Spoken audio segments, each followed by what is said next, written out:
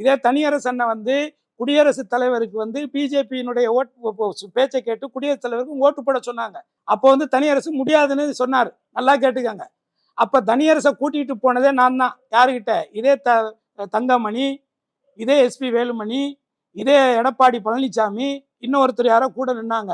என்ன இவரை கூட்டிட்டு நான் அவர்கிட்ட என்ன சொன்னேன்? நல்லதோ கெட்டதோ கொங்கு இளைஞர் பேரவைன்னு வச்சிருக்கிறீங்க.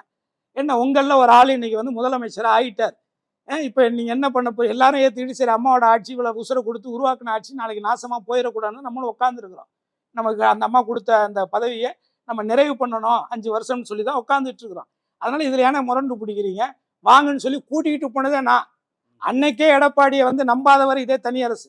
ஆனாலும் நல்லதை கெட்டது அவங்க கட்சிக்காரங்க எல்லாம் சேர்ந்து அவரை தேர்ந்தெடுத்துட்டாங்கண்ணே.